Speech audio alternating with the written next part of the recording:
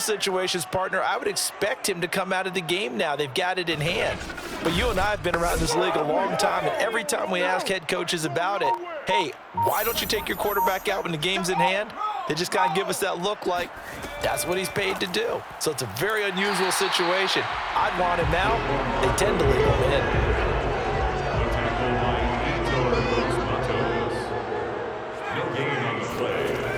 Now he'll look to throw here on 2nd and 10. He's going to let this go. Back of the end zone. And that's going to be incomplete. Good effort there trying to take a shot, but it's 3rd down. On play action, they'll throw. He's going to let it go again. And at the 7-yard line, the catch is made. And he is out of bounds, but first he gets it inside the 10 to the 7. A big connection on that one. 32 yards. Even with the big lead here in the 4th, it still bombs away. And frankly, it's working. Why should they stop? Go ahead and keep firing away and gaining those yards. Matt LaFleur loudly voicing his objections to that previous call. He's going to throw out the red challenge flag. Did he keep those feet in bounds? That's the question they've got to decide. And I got to say, watching it in real time, it was awfully close. Yeah, it certainly looked like a heck of a catch because he didn't appear to bobble it, which could complicate things. But even with the benefit of replay, that's pretty tight. Well, here's the call. That's it, baby. We go.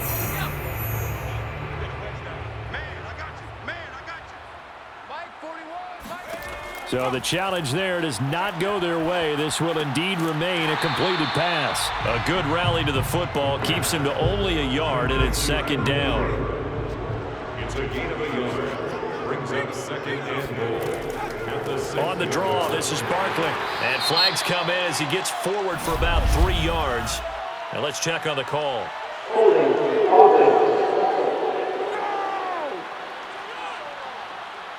A crucial penalty there as the hold backs him up for another 2nd and goal.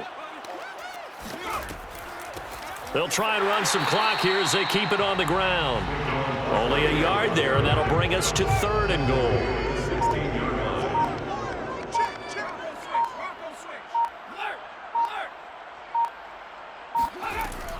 Here's Barkley.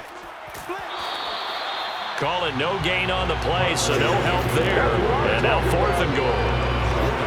You know what? I know it's 4th down and they've got a big lead, but go for it.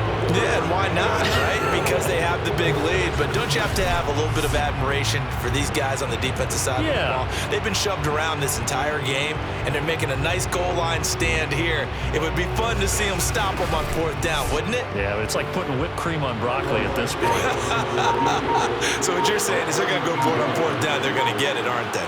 I would. Just 2 minutes remaining here in the 4th quarter of what has been a one-sided affair. So it's Giants football here as we welcome you back. They've got a 4th down here in a game that looks to have been decided already. And Santos able to put this one up and through. It's good. And that will extend their lead even further. So unable to convert for the touchdown inside the red zone, but they do come away with 3. Yeah, it's a 32-yarder. That's essentially an extra point nowadays, right? Because it's 33 as a general rule for these guys. So it should be a simple kick. But you know what's really strange nowadays? When they miss an extra point, I think they carry that with them longer than missing a field goal because an extra point's supposed to be automatic. Absolutely, and I would think even field goals inside of 30 yards, even though they're substantially shorter than a PAT, it just has a different feel, doesn't it? A different feel, a different vibe. That's what I get from all the kickers I talk to. They always say if I miss an extra point, that's the one that bothers me more. So from the 17 now, here's a 1st and 10. They'll try and start this drive in the air.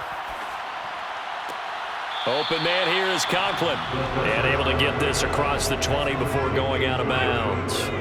They'll contain him to just 4. 2nd down. Back to throw here. Open man is born. That catch good for 5. It's 3rd down.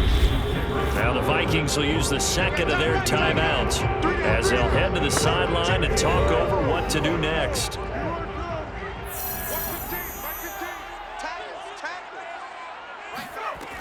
On 3rd and short, they'll try and pick it up through the air. Swinging this out wide here for Cook. And he gets it to the 34. Good enough for the first. They're going to need to get up and set in a hurry. Again, he'll drop to throw. Now a desperation throw deep downfield. Got a man, it's caught at the 6-yard line. And he takes it down deep into enemy territory. This is caught. Touchdown, Vikings. Dalvin Cook From 4 yards out. And the Vikings get a small measure of revenge as they cut into this fourth-quarter deficit. See, it didn't seem like they were so focused on the guys out wide, they forgot about him out of the backfield. That's a really good point because you got to communicate, and oftentimes when you start counting receivers, that's exactly what you do. You start from the widest receiver, work your way inside. Who gets lost sometimes? The back in the backfield. That's exactly what happened there. And he got into the end zone. An extra point by Bass, up and good. And that'll cut the lead back down to 21.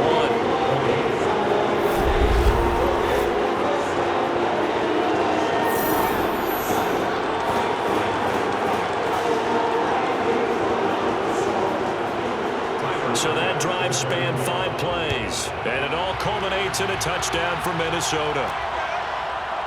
From a couple yards deep, he'll bring it out of the end zone.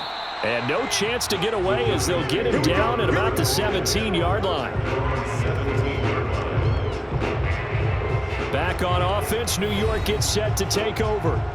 They have the dream scenario you hope for coming into the game. Just one kneel here, and this game should be over. And it's always the final play of preparation each week.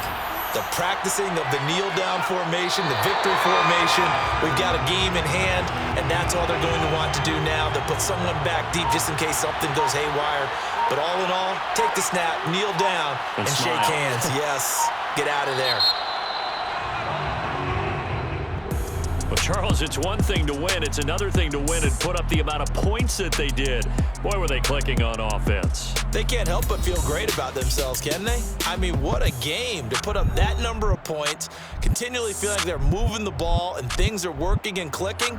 They think that they can bottle this and carry it with them. And as an offensive coordinator, you just don't think you can do anything wrong. Whatever you call, run, pass, it's all going to work. That's called being in the zone. So for the Giants, it was a great all-around performance as they come out of this one with the victory. And they'll head back home next week to take on the Dallas Cowboys. Meanwhile, for the Vikings, they'll drop to 0-2. And they'll look to get back on the beam next week as they host the Pittsburgh Steelers.